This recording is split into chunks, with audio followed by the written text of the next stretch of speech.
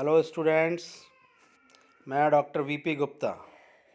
आज बहुत ही important topic के बारे में हम बात करेंगे और टॉपिक है evolution of sporophytes in bryophytes. यानी ब्रायोफाइट के जो स्पोरोफाइट्स होते हैं उनका इवोल्यूशन कैसे होता है, यानी कौन सा सबसे ज़्यादा एडवांस है और कौन सा लेस एडवांस है। आपने बहुत सारे टाइप के स्पोरोफाइट्स देखे होंगे, जैसे रिक्सिया का स्पोरोफाइट, मार्केंसिया का, स्फेग्नम का, फुनेरिया का। तो बहुत सारे डिफरेंट डिफरेंट टाइप के स्पोरोफाइट्स हैं। ये स्पोरोफाइट्स कैसे इवॉल्व हुए हैं, कौन ज़्यादा एडवांस है और कौन लेस एडवांस है, उसके बारे में हमें बात करनी है। और इस एवोल्यूशन के लिए कुछ थ्योरीज़ दी गई है। उन थ्योरीज़ के बेसिस पे हम स्पोरोफाइट जो ब्रायोफाइटा में हैं उनका स्टडी आज हम करेंगे। देखिए, सबसे पहले तो मैं बात करूं कि ये स्पोरोफाइट्स होते क्या हैं। आपको मालूम है ब्रायोफाइटा का जो मेन जनरेशन है, जो मुख्य पीढ़ी है, वो गैमेटोफाइट है। लेकिन फर्टिलाइजेशन होने के बाद आर्कीगोनियम के अंदर डेवलप होता है जाइगोट। Is it clear? उस जाइगोट से जो बनता है, जैसे मैं आपको बता दूं कि ये देखिए, एंथ्रोजोइड्स और आर्कीगोनियम के अंदर जो ओवा है उसके फर्टिलाइजेशन होने से जो जाइगोट बनेगा, उस जाइगोट से जो डेवलप होगा वो होगा स्पोरोफाइट। Is it clear? तो सबसे पहले तो आपको एक क्लियर होना चाहिए कि स्पोरोफाइट है क्या। स्पोरोफाइट इंडिपेंडेंट नहीं है। स्पोरोफाइट डिपेंड है गैमेटोफाइट पर। और वो बनता कैसे है? एंथ्रोजॉइड और एग के फर्टिलाइजेशन से जाइगोट बनता है और उस जाइगोट से बनता है स्पोरोफाइट, जिसमें फुट, सीटा, कैप्सूल, ये तीन चीज़ें होती हैं। लेकिन ये ज़रूरी नहीं है कि तीनों ही चीज़ें सभी स्पोरोफाइट के अंदर हो। कुछ स्पोरोफाइट में केवल कैप्सूल हो सकता है, कुछ में फुट, सीटा, कैप्सूल तीनों हो सकता है। ठीक है? तो स्पोरोफाइट क्या है? एक डेलिकेट स्ट्रक्चर है और जो 2n स्ट्रक्चर होगी और वो पूरी तरह डिपेंड होगी किस पे? गैमेटोफाइट पर। शॉर्ट लिव्ड होगी, न्यूट्रिशनली डिपेंड होगी ऑन गैमेटोफाइट, यानी एन फेज पर डिपेंड होगा 2n फेज। अब देखिए आप, इस स्पोरोफाइट के डेवलपमेंट के लिए कुछ थ्योरीज जो दी गई है वो क्या है? तो दो थ्योरी इसके लिए दी गई है, जिसमें सबसे पहली थ्योरी काफ़ी इम्पॉर्टेंट थ्योरी है और इसको सही भी माना जाता है। Evolution of sporophyte by progressive sterilisation of potential sporogenous tissue called theory of progressive evolution. यानी कि यहाँ पर ये थ्योरी प्रोग्रेसिव एवोल्यूशन को बताएगी। ये बताती है कि रिक्सिया का स्पोरोफाइट सबसे कम डेवलप है। फिर मतलब बहुत सारी सीरीज़ में डेवलपमेंट स्टार्ट होगा। स्फेरोकार्पस आएगा, फिर मार्केंसिया, पैलिया, एंथोसिरोस, यानी कि डेवलपमेंट फुनेरिया तक बढ़ता जाएगा। प्रोग्रेसिव थ्योरी का मतलब क्या होगा कि लेस एडवांस रिक्सिया के स्पोरोफाइट से मोर एडवांस फुनेरिया का स्पोरोफाइट बनेगा। लेकिन इसमें जो एक इम्पॉर्टेंट बात दी गई है स्पोरोफाइट के एवोल्यूशन में, देखिए, रिक्सिया के अंदर फुल फर्टाइल टिश्यू यानी फर्टाइल सेल सबसे ज़्यादा होगी और जैसे ही ये फर्टाइल सेल घटती चली जाएगी तो वो एडवांस होता चला जाएगा। यानी रिक्सिया में सबसे ज़्यादा फर्टाइल सेल है, तो फुनेरिया जो मोस्ट एडवांस है उसमें फर्टाइल सेल सबसे कम होगी। तो हम बोल सकते हैं कि लगातार स्टरलाइजेशन, यानी जब फर्टिलिटी कम होती जाएगी तो क्या बढ़ती चली जाएगी? स्टरलिटी। तो स्टेराइल टिश्यू कम होता चला जाएगा, वो स्पोरोफाइट उतना ही एडवांस हो जाएगा। तो पहली थ्योरी कहती है कि लगातार स्टरलाइजेशन बढ़ते रहने से एडवांसमेंट स्पोरोफाइट का बढ़ता चला जाता है और इसी को हम कहते हैं प्रोग्रेसिव थ्योरी ऑफ एवोल्यूशन। अब दूसरी थ्योरी जस्ट इसकी उल्टी होगी।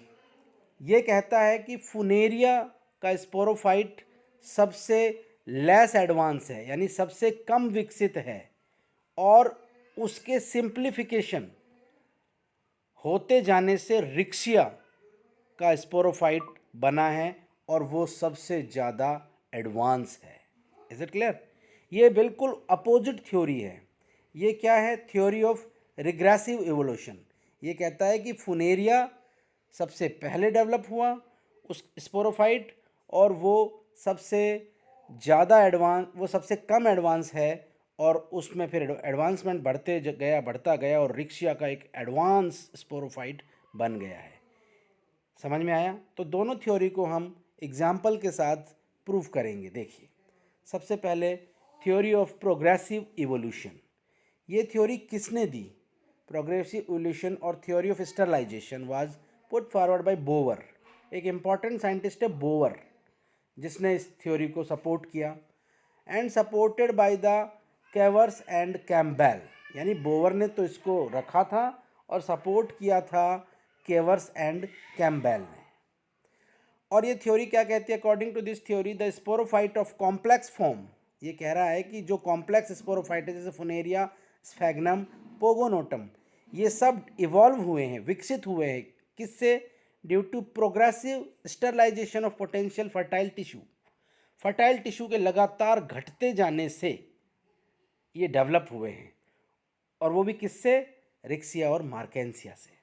यानी इनके अंदर भरा हुआ है फर्टाइल टिश्यू, और धीरे धीरे फर्टाइल टिश्यू कम होता चला गया और ये एडवांस होते चले गए। अब आप देखिए एक एक स्टेजेस को।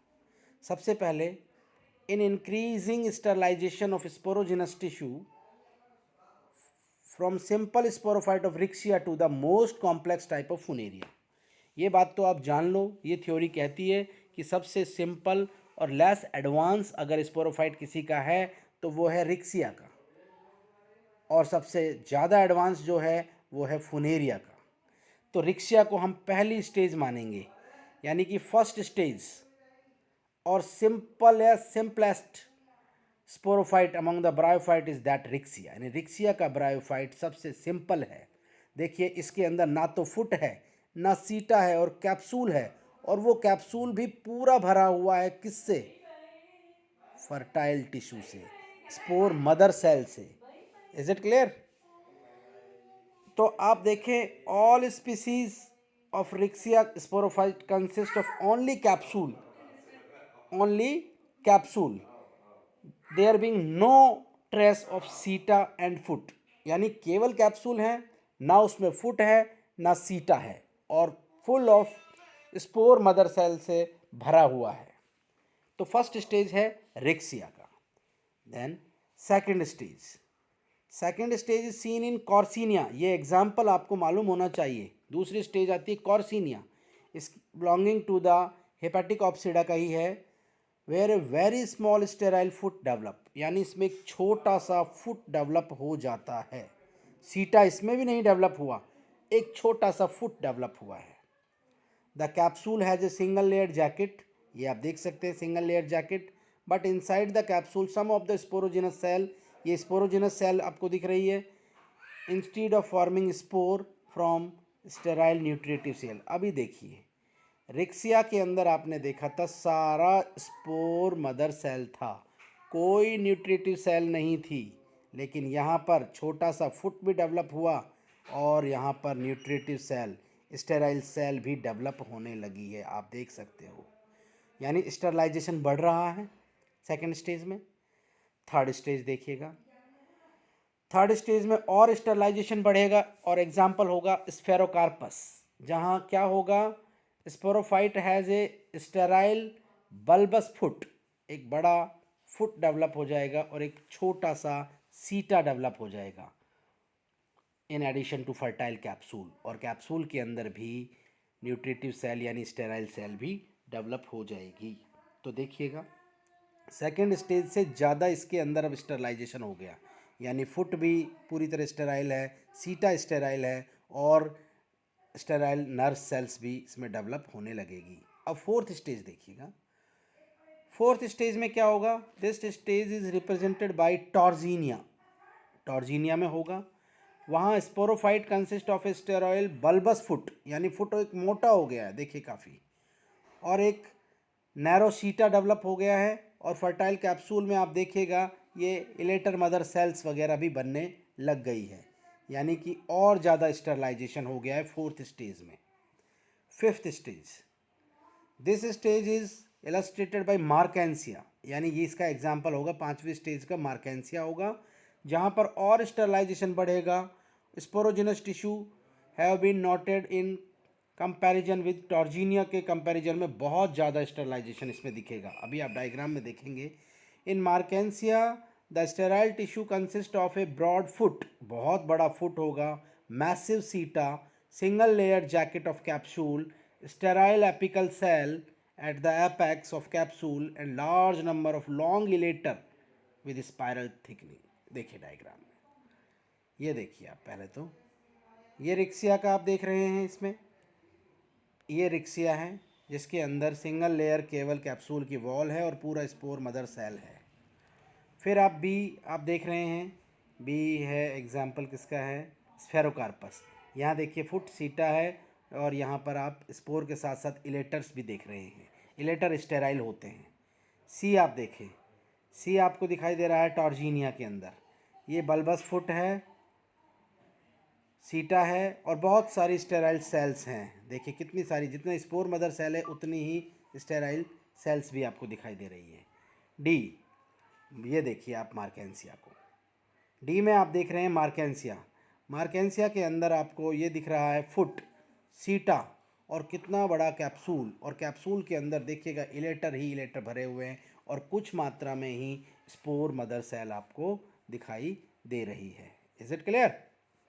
और उसके बाद और एक स्टेज में अभी आपको बताऊंगा, वो होगा पैलिया। पैलिया के अंदर देखिए क्या हो रहा है, फुट और सीटा कितना ज़्यादा स्टेराइल टिश्यू बन गया है।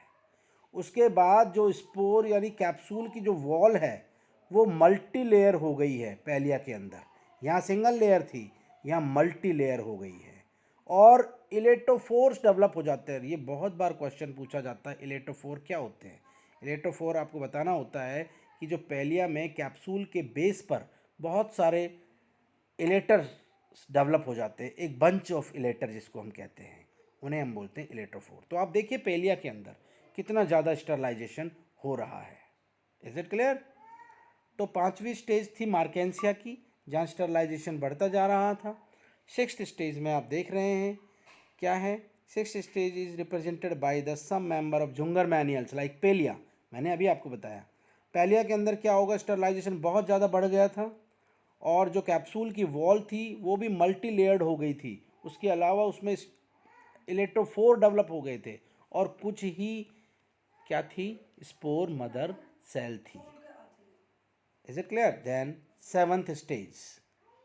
सेवंथ स्टेज होगा एंथोसिरोस, जिसका एग्जाम्पल आप देंगे illustrated by member of Anthocerotophytes like Anthoceros.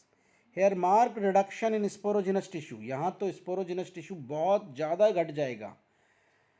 यहाँ देखिएगा, आपको मैं डायग्राम दिखाऊं एंथोसिरोस का, ये देखिएगा बल्बस फुट, सीटा, और केवल एक ये लेयर आपको दिखाई दे रही है स्पोरोजिनस टिश्यू की, ये केवल आर्किगोनियोस्पोर जो है वो। इसके अलावा देखिए फुल्ली स्टेराइल टिश्यू, ये आपको बीच में कॉल्यूमेला दिख रहा है, ये बाहर मल्टी लेयर्ड जो कैप्सूल दिख रहा है, और केवल आपको फर्टाइल टिश्यू दिखाई दे रहा है, ये छोटी सी एक लेयर आर्की स्पोरियम सेल की लेयर आपको दिखाई दे रही, केवल सिंगल लेयर। तो देखिए कितना ज़्यादा स्टरलाइजेशन हो चुका है एंथोसिरोस में। और 8 स्टेज यानी फाइनल स्टेज, जिसको हम कह रहे हैं कि सबसे ज़्यादा एडवांस, वो होगा फुनेरिया का। और यहाँ क्या होगा, the member of Bryopsida like Funaria, Polytrichum, Pogonatum show the highest degree of sterilization. Sporophyte is differentiated into foot, long seta and capsule, यानी कि बहुत लंबा सीटा होगा, बहुत बड़ा फुट होगा, और जो कैप्सूल होगा उसके अंदर भी कॉल्यूमेला होगा, मल्टी लेयर्ड कैप्सूल होगा, और कुछ चैम्बर होंगे डायग्राम आप देखें, और उन चैम्बर्स के अंदर ही केवल स्पोर डेवलप होंगे। ये देखिएगा, स्पोर सैक आपको दिखाई दे रहे हैं, स्पोर सैक, केवल इतना सा इसके अंदर स्पोर डेवलप हो रहे हैं और एक इसके अंदर डेवलप हो रहे हैं। इसके अलावा सारा का सारा स्टरलाइजेशन हो चुका है। यानी कि लगातार आपने देखा हर स्टेज के अंदर स्टरलाइजेशन बढ़ता जा रहा है, फर्टिलिटी घटती जा रही है। तो इस थ्योरी के हिसाब से रिक्सिया सबसे लेस एडवांस स्पोरोफाइट है, जिसमें केवल एक कैप्सूल है और फुल ऑफ स्पोरोजिनस टिश्यू है। और फुनेरिया सबसे लेस एडवांस है, नहीं सबसे मोर एडवांस है, सॉरी, क्योंकि इसके अंदर स्टरलाइजेशन बहुत ज़्यादा बढ़ चुका है और फर्टिलिटी बहुत कम होती है इसकी। तो ये था आपका इस थ्योरी के हिसाब से स्पोरोफाइट का एवोल्यूशन। मैंने आपको बता दिया है कि स्टेराइल टिश्यू केवल कुछ सैक के अंदर हैं, उसके अलावा पूरा का पूरा स्टरलाइजेशन हो चुका है। Is it clear? अब अगर मैं बात करूं दूसरी थ्योरी जो बताती है, तो पहले तो इसका कंक्लूजन मैं आपको बताऊं। Thus, the sporophyte of Rixia is the simplest among the bryophyte with a very high proportion of fertile tissue and the sterile tissue is very small. Rixia के अंदर, जबकि फुनेरिया के अंदर फर्टाइल टिश्यू बहुत कम और सारा का सारा sterile. The evolution of sporophyte and bryophyte as such considered to have taken place by progressive sterilization of, तो बस इस थ्योरी के अनुसार लगातार स्टरलाइजेशन बढ़ने से ही इसका एडवांसमेंट हुआ है। अब theory of regressive evolution, this theory is known as a regressive और रिट्रोग्रेसिव थ्योरी भी बोलते हैं, जिसको सपोर्ट किया है 7 साइंटिस्ट ने, जैसे चर्च, कश्यप, गोवेल, इवेंस ने। और ये थ्योरी क्या कहती है? ये थ्योरी कहती है कि the simplest sporophyte of Riccia is the most advance. ये थ्योरी कह रही है कि रिक्सिया का जो सबसे सिंपल स्पोरोफाइट है वो सबसे ज़्यादा एडवांस है, which have been evolve by the simplification और progressive reduction of the complex sporophyte. यानी ये थ्योरी कहती है कि फुनेरिया का जो कॉम्प्लेक्स स्पोरोफाइट है, जटिल स्पोरोफाइट है, वो सबसे कम विकसित है और उससे जैसे जैसे उसमें रिडक्शन होता जाएगा वैसे वैसे एडवांस होता चला जाएगा। यानी कि उस थ्योरी का एकदम उल्टा है ये। ठीक है, तो अब इसमें और क्या बातें हैं देखिए। The semi parasite foliose sporophyte gradually lost its leaves and become embedded with in the gametophyte. ये थ्योरी कहती है कि जैसे फुनेरिया का पूरी तरह से बाहर निकला हुआ स्पोरोफाइट होता है जो ग्रीन कलर का होता है, यानी कुछ मात्रा में फोटोसिंथेसिस भी करता है, वो धीरे धीरे विकसित होता चला गया किसमें? एक धसा हुआ गैमेटोफाइट के अंदर स्पोरोफाइट रिक्सिया का, जिस तरह से, यानी रिक्सिया का स्पोरोफाइट पूरी तरह रिक्सिया के गैमेटोफाइट में ही घुस गया है, जबकि फुनेरिया का बाहर निकला हुआ है। Gradual reduction of photosynthetic tissue in the sporophyte, यानी कि फोटोसिंथेटिक टिश्यू ग्रीन स्पोरोफाइट था, उसका फोटोसिंथेटिक एबिलिटी ख़त्म होती चली गई और वो पूरी तरह किस में समा गया? गैमेटोफाइट में। रेस्ट्रिक्शन एब्सेंस ऑफ स्टोमेटा, यानी कि जैसे आप एंथोसिरोस में, फुनेरिया में स्टोमेटा मिलते हैं, वो सब भी ख़त्म होते चले गए और नॉन फंक्शनल हो गए, और रिक्सिया में तो पूरी तरह से ये सब ख़त्म ही हो गए। The capsule of most of mosses, hornwort and some Jungermanniales are multi layered which subsequently become single layered. यानी वहाँ हम कह रहे थे कि सिंगल लेयर्ड जो कैप्सूल की वाल थी वो मल्टी लेयर हो गई, यहाँ मल्टी लेयर कैप्सूल से कि ख़त्म होते जाने से लगातार क्या बनता चला गया? एक सिंगल लेयर कैप्सूल बन गया रिक्सिया और मार्केंसिया में। Along with these changes there are gradual elimination of seta and foot, यानी इन चीज़ों के साथ साथ उसका सीटा भी गायब होने लग गया, फुट भी गायब होने लग गया। All these changes are accompanied by the progressive increase in the fertility of the sporogenous cell.